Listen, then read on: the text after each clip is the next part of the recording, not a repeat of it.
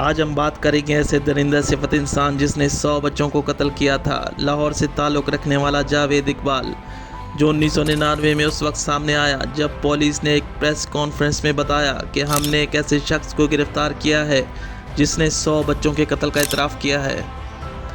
ये खबर आग की तरह पाकिस्तान और पाकिस्तान से बाहर हर तरफ फैल गई। आखिर ये जावेद इकबाल कौन था? जावेद इकबाल एक मिडिल क्लास फैमिली से ताल्लुक़ रखता था और बहन भाइयों में छठे नंबर पर था।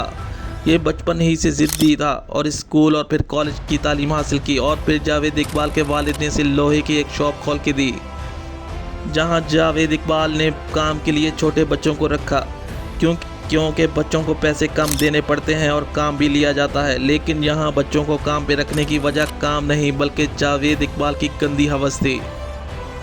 जी हाँ, जावेद इकबाल बच्चों से बदफेली का आदी था। ये दिन भर बच्चों से काम करवाता और रात को इन बच्चों के साथ सेक्सुअल असॉल्ट करता। इस बीच सब कुछ ऐसे ही चलता रहा। अब तक इसने कोई कत्ल नहीं किया था। कुछ अरसे बाद इसकी ये शॉप बंद हो गई। इस दौरान जावेद इकबाल ऐसी जगहों पर जाता जहां बच्चे होते। इसने ये ऑब्जर्व किया कि गेम की शॉप में बच्चों की बड़ी तादाद मौजूद, और फिर इसने अपने घर वालों को कहा कि वो इससे वीडियो गेम्स की शॉप खोल, जिसके बाद इसने मोहल्ले में एक शॉप खोल ली और फिर जावेद इकबाल बच्चों को फ्री गेम खिलाता और फिर इन्हें बिला बिसला के घर ले जाता, वहाँ इन्हें बदफेली का निशाना बनाता।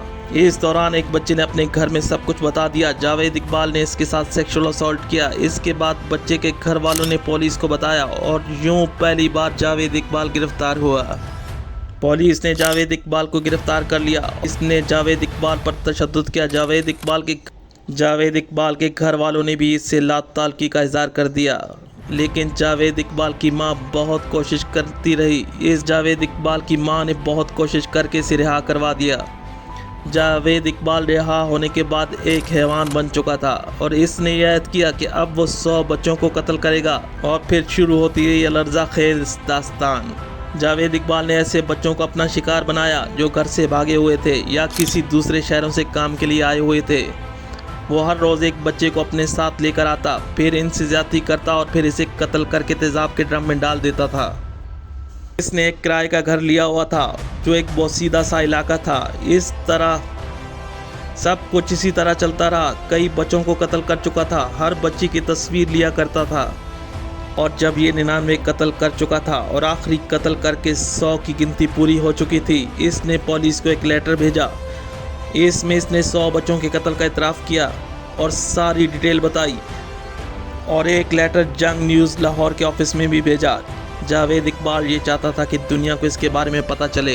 पुलिस ने तहकीकात शुरू की। सबसे पहले पुलिस इसके घर पहुंची जहां जावेद इकबाल रहता था। वहां घर बंद था और इस पर ताला लगा हुआ था। पुलिस ने अहले मोहल्ला से जावेद इकबाल के बारे में पूछा तो किसी को भी इसके बारे में कुछ मालूम नहीं था। पुलिस के लिए ये हैरत की बात थी। पुलिस ने जावेद इकबाल का दरवाज़ा तोड़कर अंदर दाखिल हुई तो वहाँ एक भयानक मंजर था। हर तरफ बच्चों के कपड़े बिखरे हुए थे। बच्चों के बहुत सी चप्पल और सैंडल पड़े हुए थे।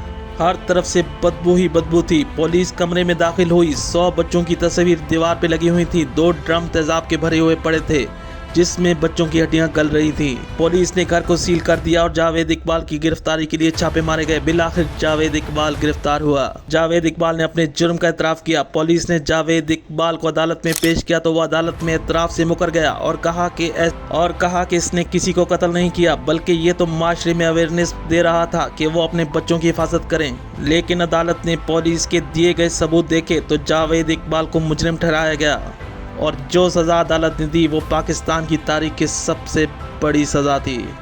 मुलजिम जावेद इकबाल को अदालत ने सज़ाए मौत देती है और इसे मीनार पाकिस्तान पर फांसी की सज़ा दी और इसकी लाश को तेजाब में जलाने का हुक्म दिया।